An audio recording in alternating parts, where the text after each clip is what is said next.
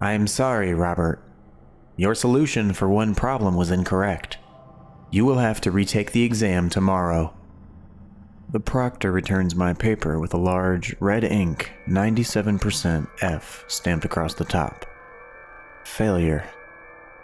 There's no indication about which of the 35 problems I'd gotten incorrect. Unfortunately, I will not be going home tonight. No, there will not be any food, sleep, or breaks until I achieve the perfect score. Perfection is the way of the system. The system is perfect. The loud clanging of the other students' leg restraints simultaneously unlocking signals the end of class. As they begin filing out, a few of them look at me sympathetically, though they're careful to only do so in secret. To help a failure is unacceptable and punishable by death. Expressing sympathy for one is considered the same. One student jostles my arm on the way out, apparently by accident. "Here, you need this," Karina says in the faintest whisper, without moving her lips. I notice a small packet of food, just some energy tablets, really, is wedged beneath my elbow. She's risked her life for me, again. I knew she loved me. I would hope I'd do the same for her. Thank you. I breathe, but she's already gone. The room is now empty, except for a hovering, mechanized autoproctor, making laps around the perimeter. It is here to enforce compliance in the absence of the human proctor. Without compliance, the system fails. The system is perfect. I study my failed exam, not knowing the exact nature of my error. I think it has something to do with the parabolograph. Unlike the other students, my parents weren't rich enough to afford the calculator brain implant that the others had smuggled into their own young children. I've had to study at least 10 times harder than the rest of them my entire life, simply to achieve the same results. Here in calculus, it's nearly impossible to succeed without a calculator. Working aids undermine the system. The system is perfect. My stomach rumbles, my throat dry and parched. Stealthily, I work one of the energy tabs into my mouth. Thankfully, it's full of liquid. Get to work. The autoproctor screeches from the back of the room. I won't look back there. Jeremy is there. Jeremy has failed for over 2 weeks straight. I hear the sounds of the electric shocks being applied. The smell of sizzling flesh fills the room. He doesn't even whimper. I think he died several days ago. The mentally weak must be punished and eliminated, or the system will fail. The system is perfect. I must pass this test. My eyes rove over and study every aspect of it, until I discover one detail that I had missed. I now know how to pass the test. I threw up my hands in triumph. There's a tiny, nearly inaudible clatter near my feet.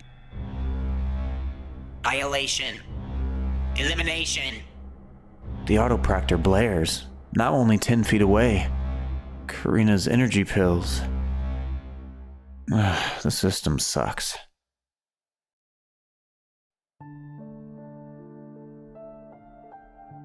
The first part of the story happened about 5 years ago, and we finally got answers to it earlier this year.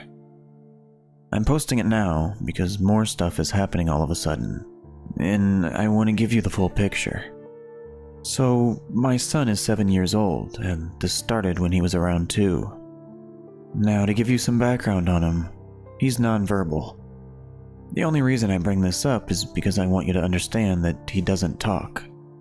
However, when he was 2, he started to say one word. More importantly, a name. That name is Debbie, and he would say it multiple times a day. He would sound really excited when saying it too, like he was greeting someone. He would also look at something in the empty corner of our living room. It was like he was watching someone. It would make him laugh and hold his attention. I figured there were 2 explanations. Either he was seeing a spirit, or it was just his imagination. After all, he was 2 years old. This would keep on for the next 3 years or so. After that, he would still watch something, but he never said Debbie again. I always wondered who Debbie was, but figured I'd never get an answer. Until my mom texted me one day. She had talked to his other grandmother and finally brought it up to her because we had recently talked about it and we don't really talk to his dad's side of the family. Anyway, without any context of what my son used to do, my mom simply asked her if she knew anyone in the family named Debbie. Now, keep in mind, my son had never heard that name before he just started saying it one day. We don't have anyone with that name on our side of the family, or any friends of that name. She proceeds to tell my mom that her best friend's name was Deborah. She absolutely loved kids and was really a sweet person. They were extremely close, but unfortunately she died a few years back. I was sent a picture of this woman, so of course I showed my son. His face lit up and he smiled. That was the end of the whole Debbie thing, as far as I know. He hasn't said Debbie since, and there was a big span of time where he stopped paying attention to that corner. We finally knew who Debbie was. However, the reason I'm sharing this with you now is I've started to experience weird things in this house. And my son seems to be seeing something else now too. Only this time, he isn't happy about it. And I'm not sure what to do. I'll update and explain more later, but what are your thoughts on Debbie? Have you ever experienced or seen someone else experience anything similar? Even now, I'm not sure how I feel, but at least it makes sense.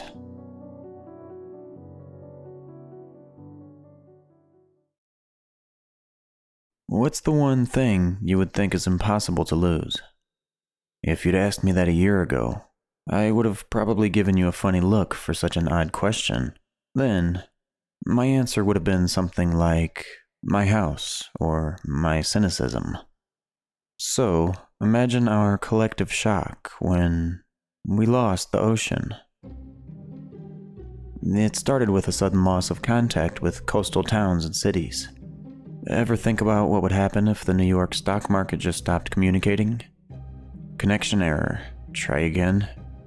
Hong Kong, Los Angeles, St. Petersburg, Lisbon, countless others. Radio silence. Okay, that's fine. Let's hop in the car and go check it out. And you drive. And you drive. And you drive. The roads start out as expected. Waze directs you as usual. But as the coast comes into view on the screen, the land ahead of you continues with roads no one remembers building. A couple hours pass, and airplanes that had been over the ocean never re-establish contact. Cargo ships? Forget about that international order, bud. Some start to panic. Some immediately start accusing the government for something. They don't know what, but it must be the secret elite.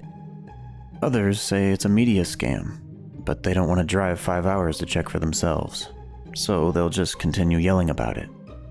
The rational folk turn to the scientists. What the hell, Doc? What's going on? And we gawk as they say they have no idea. Satellites are still working and show the Earth as expected, 70% water and whatnot. But when they try sending up a new rocket, it just keeps going. The land stretching out infinitely along all horizons, and the sky remains blue. We can still use satellite-based communication, though forget those sea cables. Other continents report the same. Land in sight of the coast has seemingly disappeared, replaced by endless continuation of the land masses. As a first-generation immigrant, it sucked to realize I'd never be able to visit my family again. But I am grateful we never bought that beach house we talked about. We don't know where the people on the coast disappeared to, and the way it's going, I'm not sure we ever will. Not sure how long the internet will last, considering we can't repair or launch new satellites. It's each infinite continent for itself at this point. God, I miss tuna.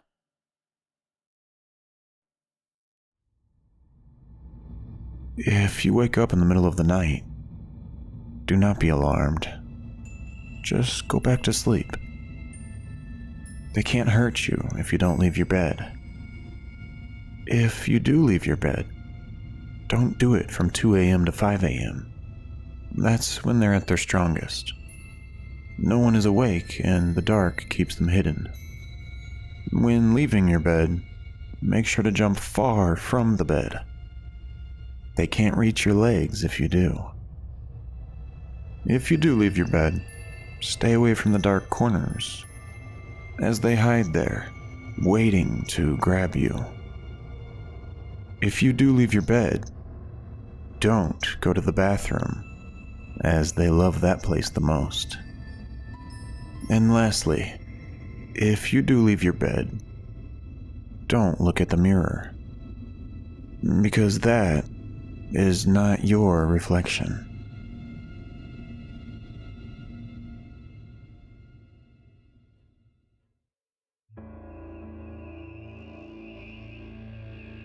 I was a common man, and as common men do, I had a common life. Work, a family, friends, and hobbies. I might have been a face in the crowd, but I was a happy man. But as the adage goes, life isn't a bed of roses. And the thorn I was about to encounter would screw up my life beyond repair. I lived in a good part of town, but it didn't deter thugs from seasonally visiting houses and taking what they pleased. I was exiting my house one day when a person approached me and asked me for the time. As I looked down at my watch, I felt a stabbing pain in the back of my head. I collapsed to the floor, and as soon as I did, I saw through my half-lidded eyes that the man was smiling. After making sure no one was looking, he rummaged through my pockets and made off with my wallet, keys, and watch. I felt blood oozing out of the back of my head, and I felt my life flowing out with it. Out of the corner of my fading eyes, I saw a man approach me. A different one. He was older and walked with a cane. His presence terrified and calmed me at the same time. He bent down and asked me a question. With what little life I had left in me, I agreed. He nodded and walked away. My vision faded to black. When I came to, I was in a hospital room. The doctor said it was nothing short of a miracle I had lived, given the amount of blood I had lost. I walked out of the hospital, confused but alive. As the years passed, I aged, and as all common men do, I passed too. Surrounded by family, I took my last breath one day. My eyes closed and I was drifting in an infinite darkness, floating, falling. Then I was sucked violently from my sleep into a blinding white light. "Congratulations, it's a boy," a strange voice exclaimed. All I could see was black and white. "Do you want to live?" The old man's question echoed in my head. I now knew what he meant. I grew up. I died. I was born. I grew up. I died. And so it continued, on and on and on. I tried to take control and end my own life on multiple occasions. You name it, I tried it. Hanging, cutting, jumping, shooting, nothing worked. I even tried to get myself killed. Gang altercations, robberies, homicides, police standoffs. Nothing worked. Some attempts made the news and some didn't, but all of them left my family scarred. Some left them dead and some caused them to kill themselves in turn. I didn't care. I wanted freedom from life, at any cost. But I never saw the old man again. He had fulfilled his promise to a dying man. The dying man would live, for all time to come.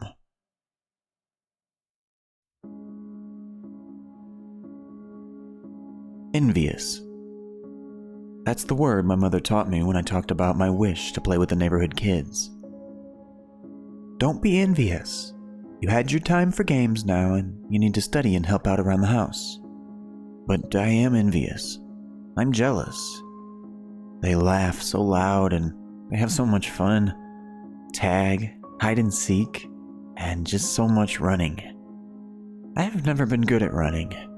Maybe if I played with them, I'd be faster. Months of their laughter echoing in my dark room as I just watched and learned.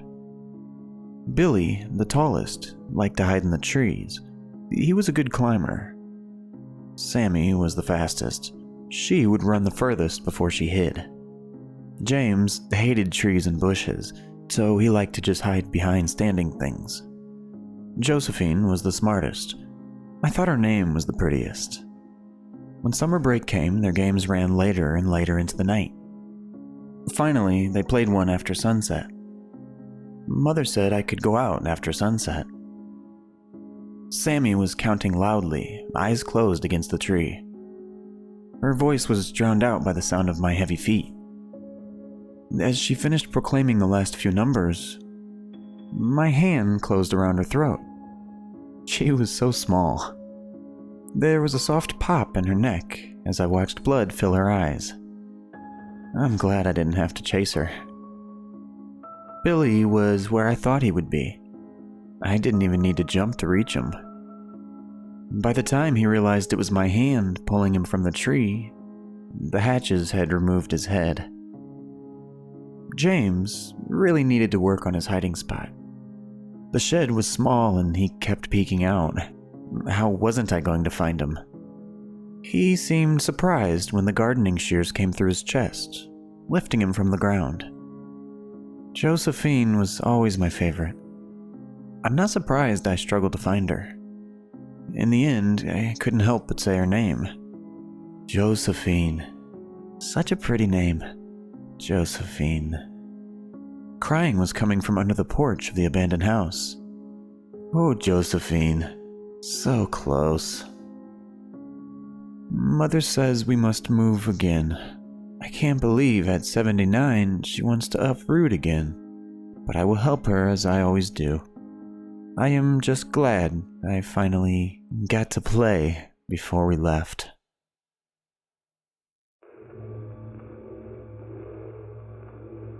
Every time I blinked, it moved. It started with small steps, just an inch at a time when my eyes would drift closed. It's getting closer. Its tall, thin body had no details, but its ivory white teeth shone in the moonlight, stained red on the tips from who knows what. I had backed myself into the farthest wall. I can't stop blinking. My eyes hurt so bad. It came from my door after all, waking me up in the middle of the night, staring with no eyes. It's getting closer. I'm so tired. I don't know how much longer I can keep them open. I don't know how much longer I'll last. It's getting closer. But one last piece of advice for you before I go. Don't blink.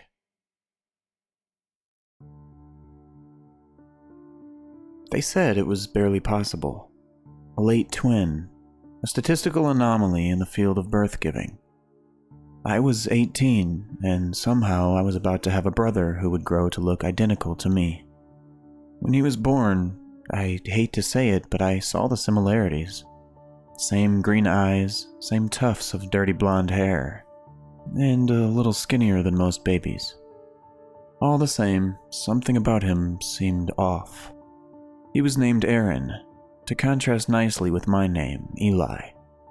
The day he was born, I ended up back at the hospital a couple hours later. I had gone for a bike ride later in the evening, when I had lost my balance and fallen, dislocating my left arm on the pavement. It all seemed surreal. I've been biking since I was 10, and now I couldn't keep myself upright?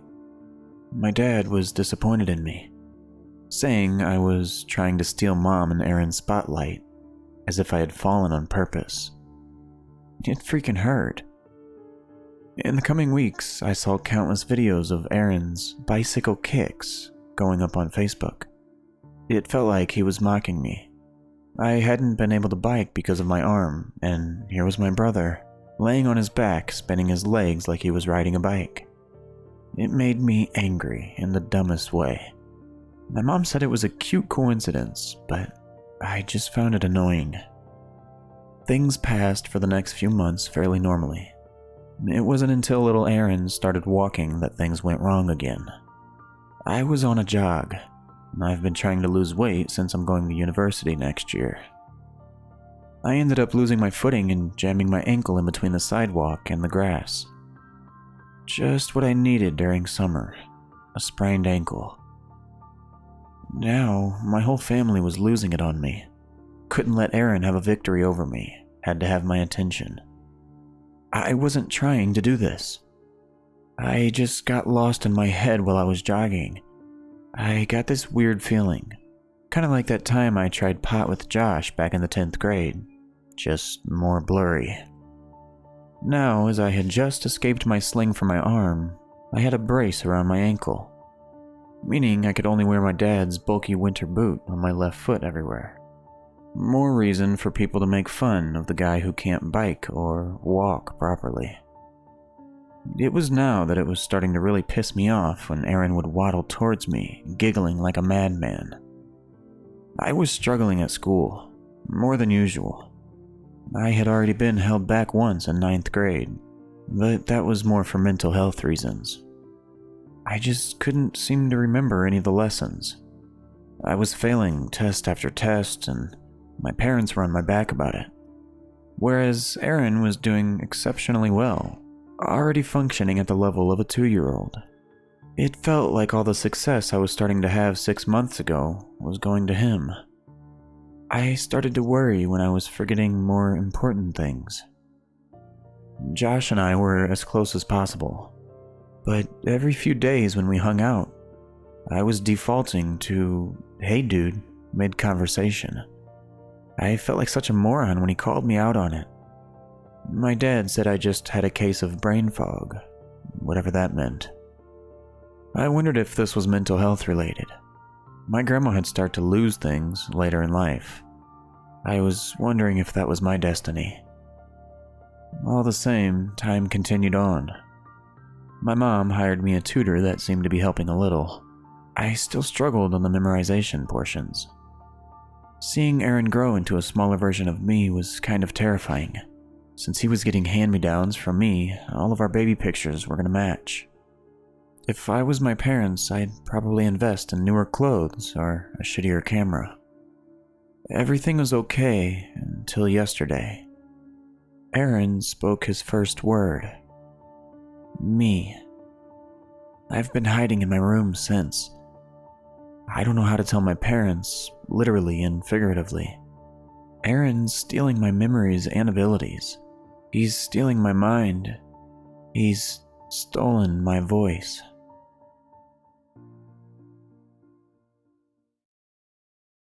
Bill woke with a smile as grit dusted his face. It was the 3rd time this week he had woken this way. It wasn't the harsh puff of a bellows breathing life into a fire, but more the feeling of the soft breath of a door long closed being opened slowly. Bill didn't know how long he had slept, but daylight was coming and he was outdoors, and where he had slept had caused a cramp in his shoulders. He had to get up and return to work at the local hospital. He went about his day, cleaning bedpans, changing sheets, and speaking with the elderly at the infirm whose rooms he tended. As he did so, Bill listened. Bill always listened for the same thought, the same feeling of, when will my time finally end? Stacy had been the first. At the end of a long discussion over her heyday in the 1940s, full of booze, cigarettes, and soldiers returning from the war, Stacy had said it. "I just wish it could end before I forget." He had asked her what she thought it would feel like, and she had replied, like a breath of fresh air on my face. Joseph had been the second. He had been a lifelong smoker and an alcoholic who had been on dialysis for months. If I can't have a drink, I'd just prefer to breathe my last. Last night, Giannine had mentioned it at dinner. I love the fresh air. If I could be something in the next life, it would be a gust of wind. And each time, Bill had simply smiled and replied, "That sounds nice. I'd love to feel that." Before the sleeping pills kicked in. He never buried them deep, but always with a layer of dirt over the rickety coffins he made from salvaged lumber, so he could feel the breath escape the box as they slowly ran out of air.